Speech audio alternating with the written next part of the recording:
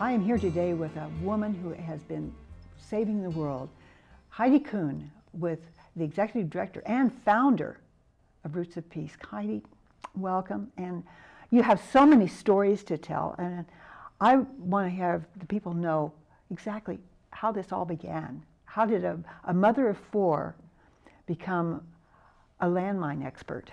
Well, it certainly isn't a destiny I ever chose, but began in September of 1997 with a simple toast from the living room of our family home in San Rafael that the world may go from mines to vines.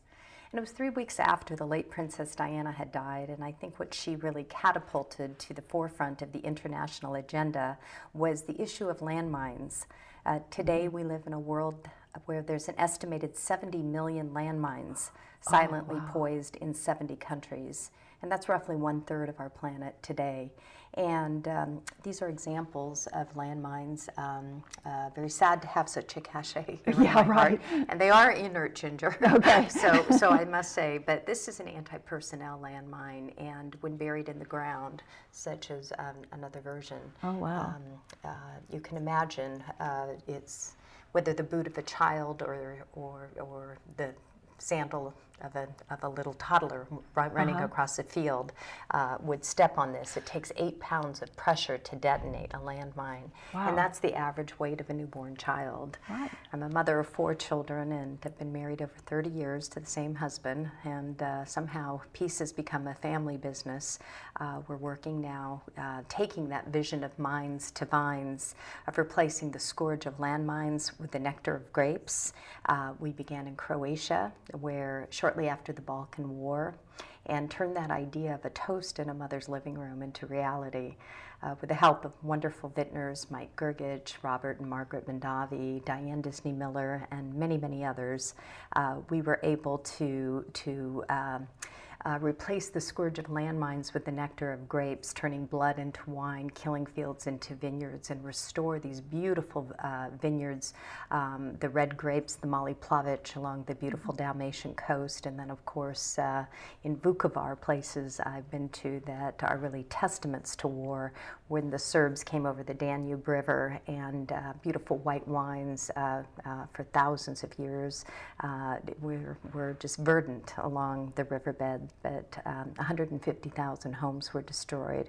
Only 4 remained, and through Roots of Peace, we have now removed landmines along Elok and these various geographical areas where vineyards now thrive. And bottles of wine are toasted to by people who now can walk the land freely. And children can kick a soccer ball without kicking a ball out of bounds, and having a mother to pick up a child. If one can imagine, again, it takes 8 pounds to detonate a landmine, and that is a mother's worst nightmare. Oh, I imagine. These others, what is that thing? Well, Roots of Peace expanded, not only working from initially Croatia and Bosnia-Herzegovina, but to Afghanistan, and planting, of course, restoring the land by planting rice in Cambodia, grapes in Afghanistan, orchards in Croatia, wheat in Iraq. And this is sadly called a bouncing Betty. It's found quite often in Vietnam. Now, those who fought in the Vietnamese War would understand what one of these wicked seeds of destruction are. 30 pounds of pressure, again, 8 pounds of pressure on this, and there is no choice, because once it's the pressure is on this, it will detonate 30 feet in all directions. So it would probably kill you, and third person 10 feet away may lose their eyesight or have shrapnel in their body. So these really are very wicked. And again, as time goes on, you see that they don't go away. The grass grows and the flowers fade, but these 70 million landmines and UXOs poised silently in the ground remain there as really cowardly weapons, indiscriminate of the again, the footstep of a child or the boot of a soldier. They often miss their intended target long after the guns have silenced and the war has ended. In Vietnam, most especially, I'm passionate about that, having graduated from Berkeley and knowing what peace was all about in the 70s. I have a degree in political economics of industrial societies, but never would imagine that here, living today in a modern society, there are an estimated 3.5 million landmines in Vietnam alone, 35 years after the war has ended. Still there. And they have allowed Roots of Peace to come in as an American nonprofit organization, NGO, and remove the landmines. They gave us probably one of the hardest projects in all of the provinces. It's an area north of Saigon, Ho Chi Minh City called Binh Phuc, and there were horrific ways in which those landmines were removed by POWs who rolled rocks down, and as people fell off the line, new people would come and they would be blown up. And oh my so gosh! the land, just people. I mean, that's human deminers.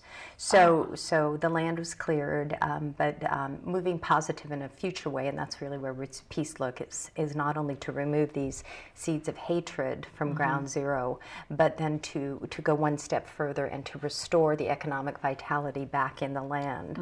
So in Binh Phuc, we brought soil analysts over from UC Davis and agricultural specialists that we have now developed with Roots of Peace, and are teaching them to grow cacao, because other than the Ivory Coast of Africa, cacao is one of the finest chocolate grows from those fields. So we hope that that will be one day a bittersweet final ending to the war in Vietnam, from mines to chocolates.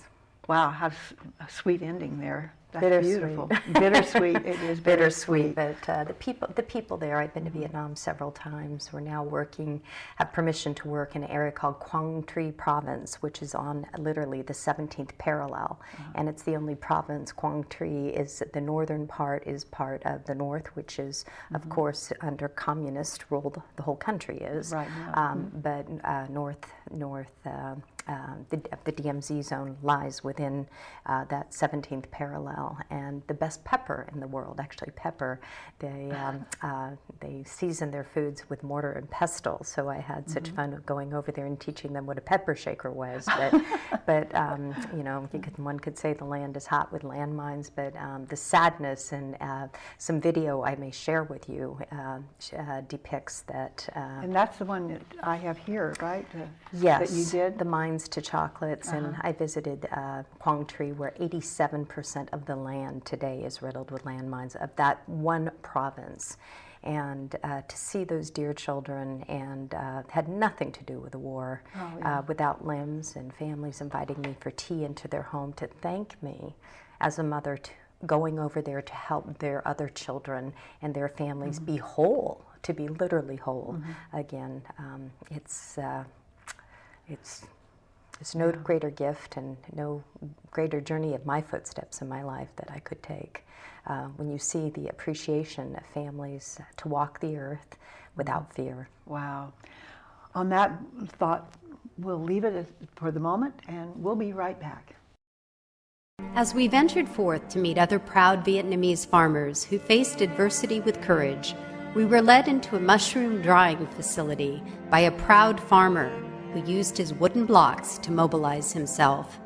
With great pride, he shared the fact that he built the entire mushroom drying facility with his own 2 hands, doubling and tripling his income as he stood tall on legs which were lost to landmines. Roots of Peace has established an agricultural program for intercropping of high-value cacao trees beneath the shade of the lucrative cashew trees. Today in Vietnam, over 60% of the population is under the age of 30 years old. This moment in history provides us with a unique opportunity to turn the tide by bridging borders between American and Vietnamese families. Together, we must improve the lives of Vietnamese children who are in need of food, housing, medicine, and education for future generations to live in prosperity and to restore their childhood dreams. The Mines to Vines Chocolate Initiative, implemented by Roots of Peace, will directly benefit both farmers and families, giving a bittersweet ending to the war.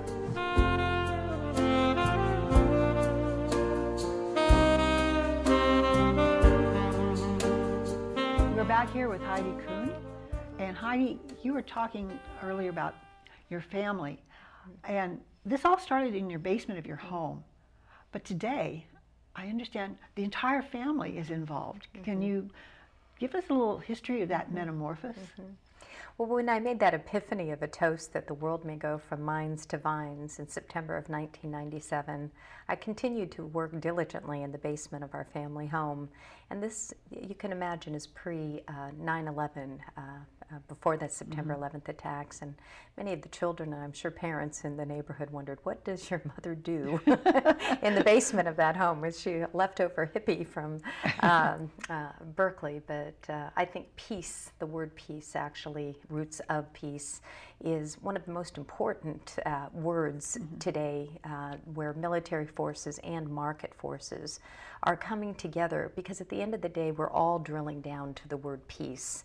And I look at peace in a different context. I see a root word within the word peace, and that is the word ACE, for through agriculture, community, and education, Beautiful. we can restore societies, and all at the end of the day, rather than shooting someone, or the work that we do, for instance, that expanded into Afghanistan. I brought all 4 of our children to a minefield, which is really not your typical Marin County mother tourist destination. And my dear husband has been there over 30 times, coming from high tech, and we work very compatibly together. My background Now, wait a minute. He didn't start out working with you. No.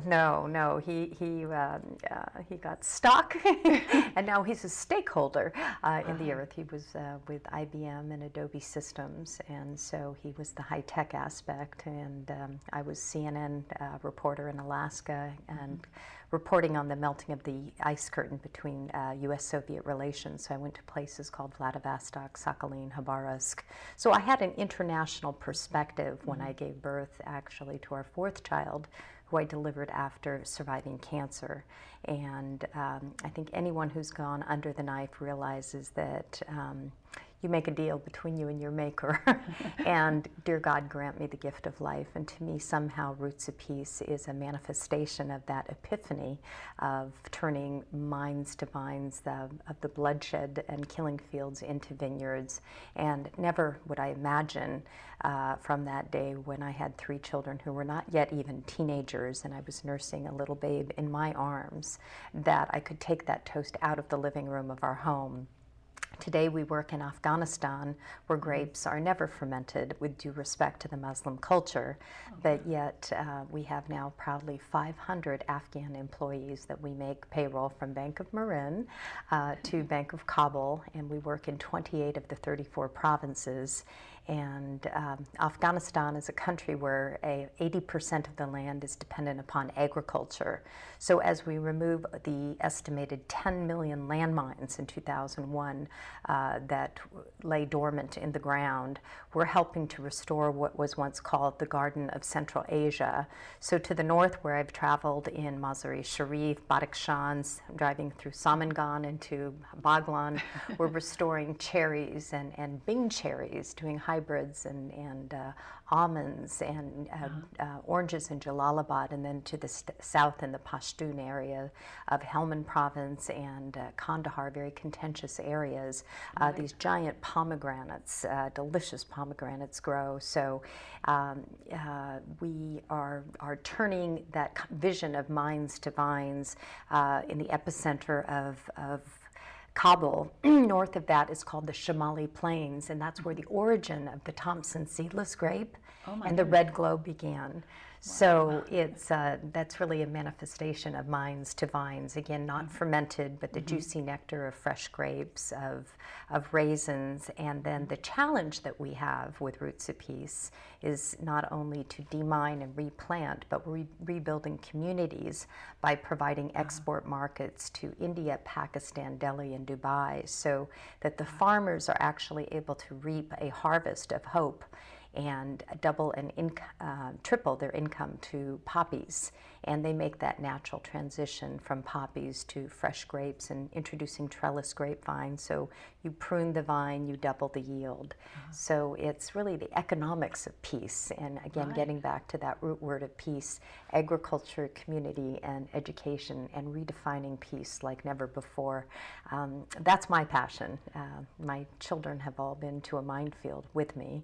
And our second son, Tucker, is the now country director of Vietnam and has grown that program from 100 farmers into 1,000 farmers. So what was in my day a draft card for a young man of his age, we are drafting peace through sowing the economics of peace, and I think that's respected across cultures, across borders.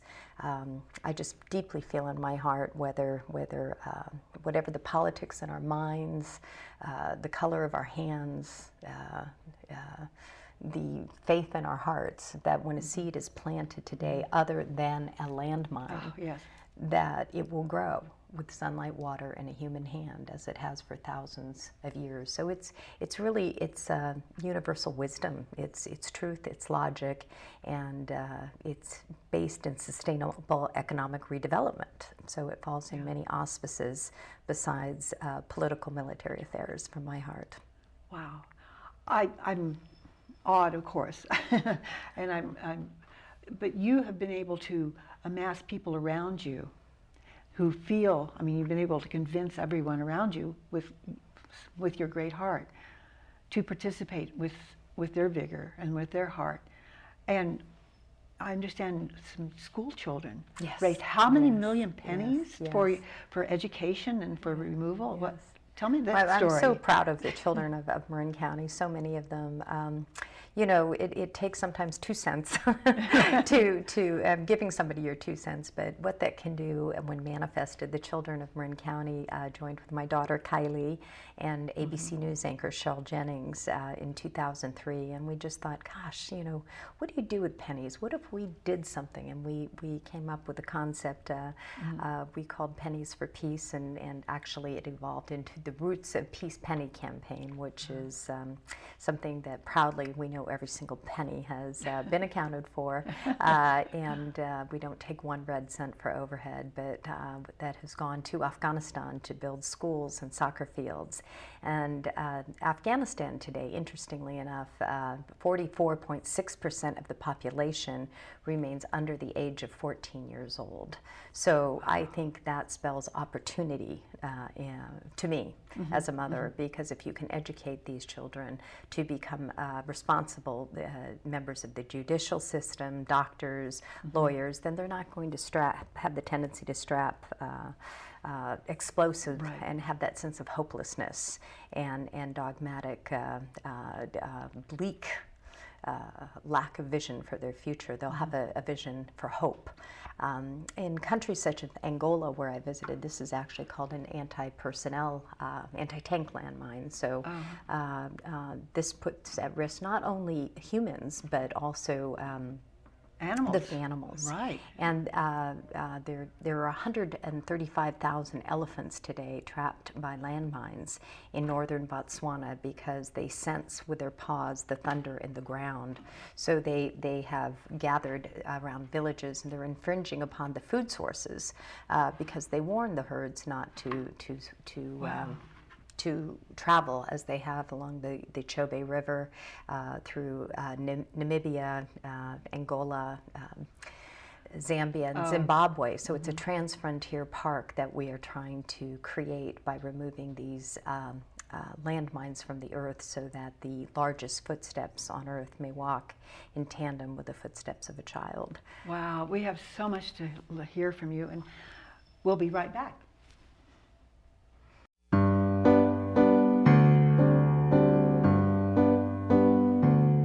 The roots of peace are in the ground. Remove the mines so they may be found, to harvest peace and let love abound, and grow the roots of peace. The roots of peace are in the ground. Remove the mines so they may be found, to harvest peace and let love abound, and grow the roots of peace.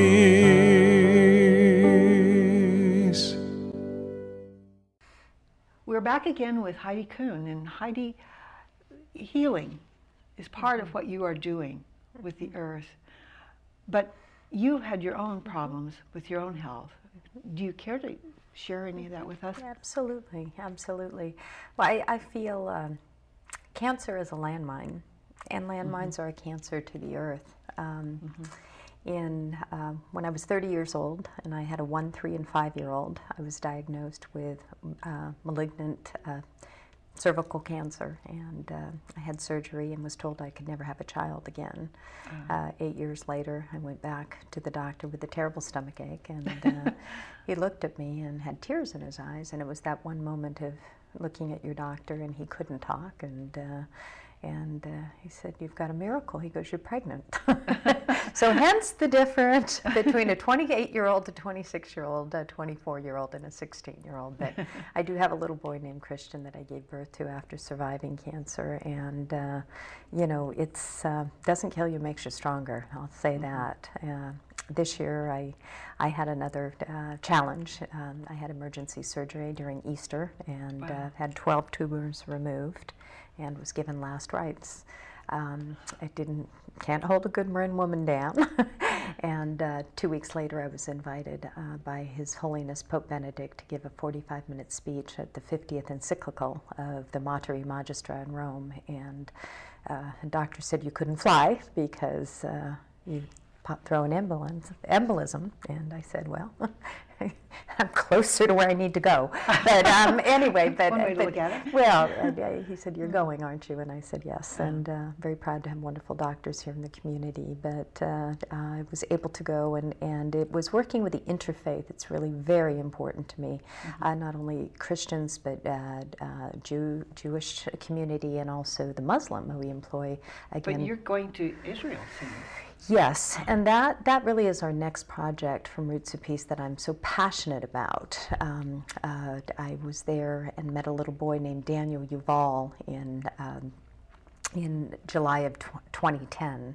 And this little boy was with his family of 5 in a rare snowball fight in the Golan Heights. And they were having fun and laughter and snow. This rare snowfall was covering the mountains. All of a sudden, boom.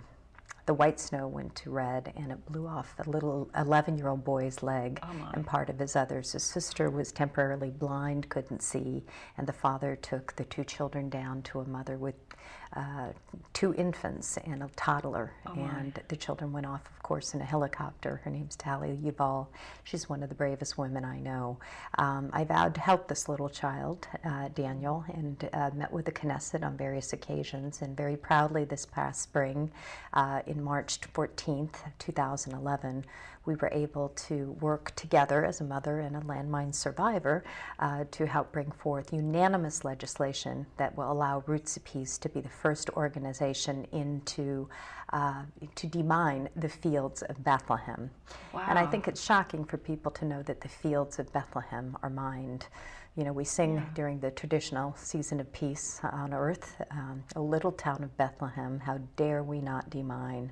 And to understand the geopolitics of this area, Bethlehem is in Area A. It is in the West Bank.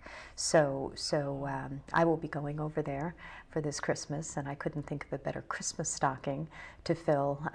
My children will have presents inside of their stockings, as they're so blessed and fortunate here in Marin and America to have.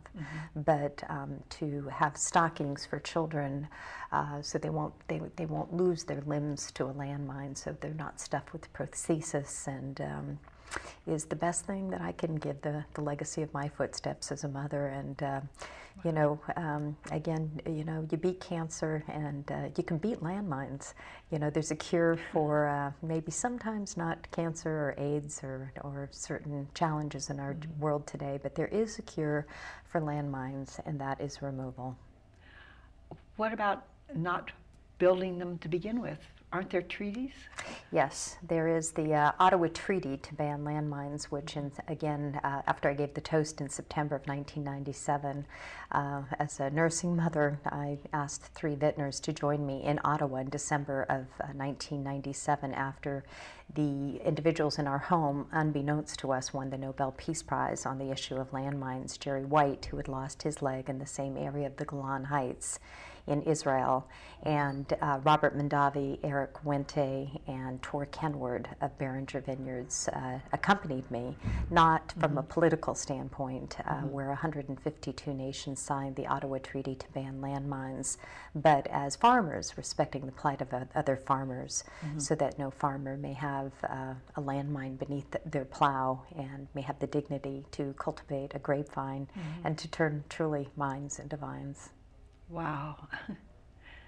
So you're going to be there in Bethlehem. I will be in Bethlehem. I have been invited with our family, and we will begin the demining of the field. We're going to put a play structure on the area and surround it with olive trees, so that these children who have to go through very dangerous walkways to school in Bethlehem, of all places, you know, it doesn't matter if, again, the faith of our heart, the color of our hand, little footsteps are at risk, and I'll be anywhere around the world. There's 70 million landmines in 70 countries, and I think I have my work cut out for me. Yes.